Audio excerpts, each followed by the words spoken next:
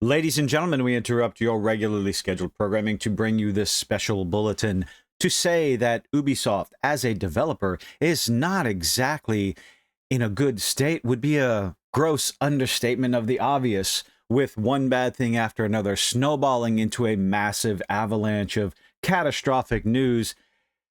I don't know where on earth this is going to go, and most recently, well, more and more as the days go by, they're becoming the whipping boy of the video game industry, the title that used to be held by EA and not Ubisoft, because I'm talking about Ubisoft. Used to be held by Bethesda and Electronic Arts, but in the latest news, especially after the rumored dissolution of the studio responsible for Prince of Persia, we have Baldur's Gate 3 developer blasting Ubisoft's sales strategy. If gamers should get used to not owning their own games, then developers must get used to not having jobs. Article from over that Park Place. I just could not help myself. Michael Dowse, the director of publishing at Baldur's Gate 3 and developer Larian Studios, blasted Ubisoft in the wake of their lovely little statement of, gamers should get used to not owning their games. This comes on the heels of a French YouTube channel putting out the rumor that Ubisoft Montpellier was the branch of the studio responsible for Prince of Persia: The Lost Crown was being, disbanded, dismantled? I guess that would be the word. Wow. And, of course, let's see. Host went on to share that the decision to disband the team was made shortly after the game's released, even though other reports, let's see, that they were shooting for maybe a couple of DLCs. Some of the employees were fighting to keep the studio alive, but ultimately, when developer makes that decision, I guess they stick with it. With the massive dumpster fire that Ubisoft is becoming, who knows what's going to happen next? But in a reaction to the coverage of the team allegedly being disbanded by PC gamer Michael Dowse shared his opinion on X. Here's the quote. The last notable game on the platform, I believe he's talking about Ubisoft Plus, on their platform was arguably Far Cry 6 in 2021. The Crew, Mirage, and Avatar came in 2023 and did not perform, so you can assume subscriptions were at a lull when Prince of Persia released in 2024, which means people wouldn't be launching their store all too much. If it had released on Steam, now this is speculation, but it's an easy speculation to make because Steam is a rather large platform for purchasing and downloading and keeping track of all the games you have. If you have a PC, chances are you have a Steam account. Let's see. If it had released on Steam, not only would it have been a market success, but there would likely be a sequel because the team was so strong. Again, speculation. It's such a broken strategy. Yeah. Many gamers share that opinion. Just leave Steam. Take Epic, take Ubisoft Plus, take EA Plus, and do away with them. Release your games on Steam, and maybe, just maybe, you would reach many more customers. The hardest thing is to make an 85 plus game. Not entirely sure what that is. It is much easier to release one. It just shouldn't be done as it was. Promoting Steam, nothing wrong with that.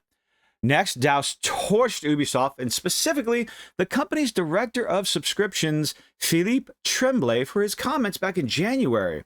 Now, if you haven't heard these comments, they are a gem.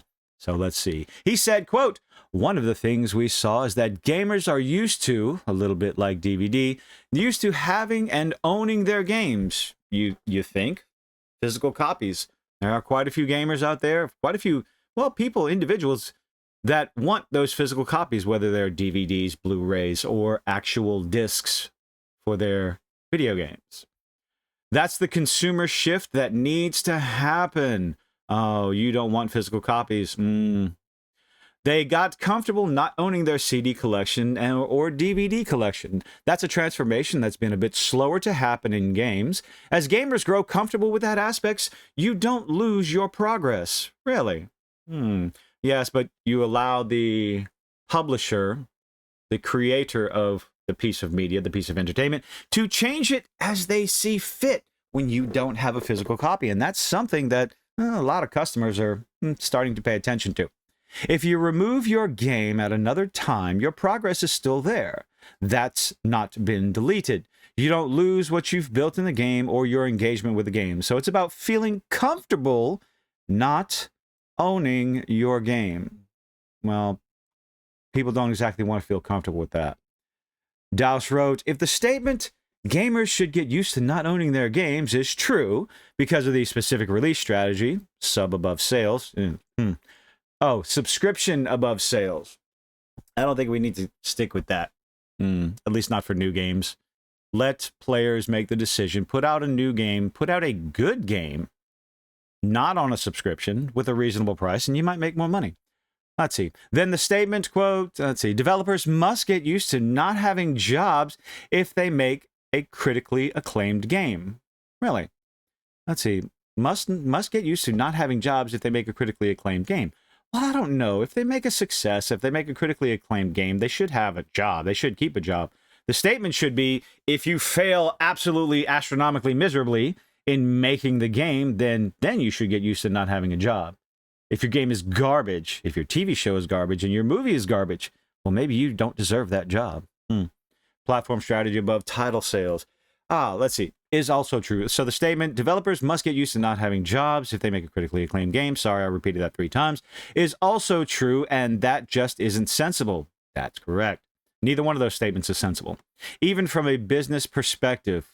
While Douse's torching of Ubisoft rings true, and his observation that Ubisoft Plus was likely not seeing the number of players necessary to float Prince of Persia: The Lost Crown, the fact that it would release on Steam would not necessarily make it a market success. Well, true. Both statements are true, saying it would make it a market success. It might not. It's speculation. But the fact that Steam is on far more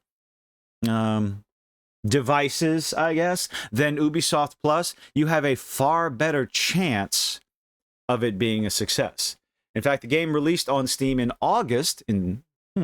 What was the original release date? Was the original release date in August? And appears to be struggling. The game has a peak concurrent of just 1,446 players when it released on Steam, but did it release on the Ubisoft store first?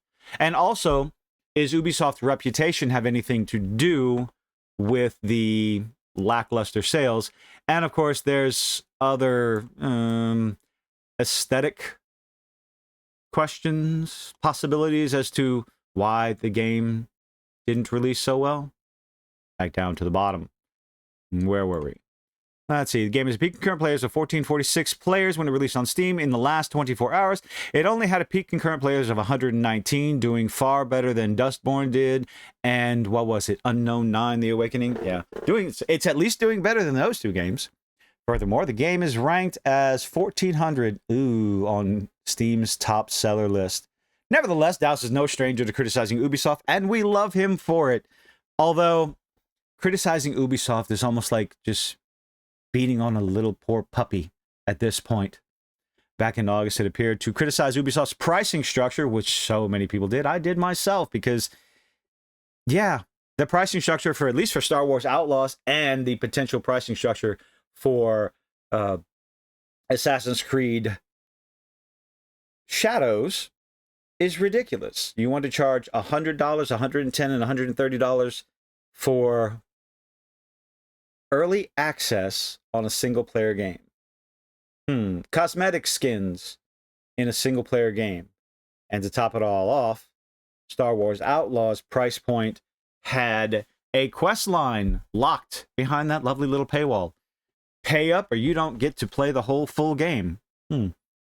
Douse wrote on X, I don't love the artificiality of pricing structures post-retail.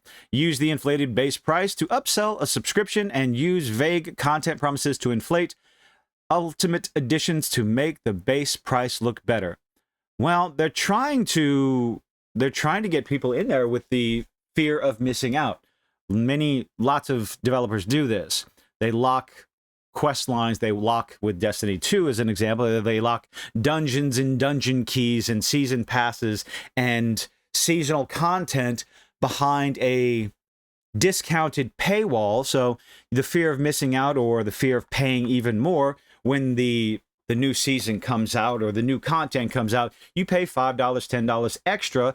Or if you buy it right when it's released, right when it comes out, you pay just a little bit less. Again, maybe $5 or $10 cheaper. It's ridiculous. It's been too long since it's accepted. You're paying for something without any idea of what it is. Gamers have come to accept it, and I think that is more, I don't know which one's more of a problem. The fact that gamers allowed studios to get away with it, or the studios just continued to do it without any regard for the customer. He added, it seems a bit dangerous and disconnected from the community. Well, that's putting it mildly. I couldn't help but share this lovely little statement. I'll put a link to the article, to the full article in there, because I'm sure Dawes goes on. A little few more examples of just ripping into Ubisoft, but like I said, we're getting to the point where talking negatively or beating on Ubisoft is like kicking a puppy when he's down, beating a dead horse. It's getting ridiculous. Ubisoft is in a downward spiral with their studio, with their stock prices, especially if this rumor is true about closing the studio, the branch of the studio responsible for Prince of Persia. But like the title says, if gamers should get used to not owning their games, then maybe developers should get used to not having jobs. But let me know what you think in the comment section down below. Leave a like, leave a dislike, do all those nifty little things us YouTubers beg you to do, and I hope to see you on the next one.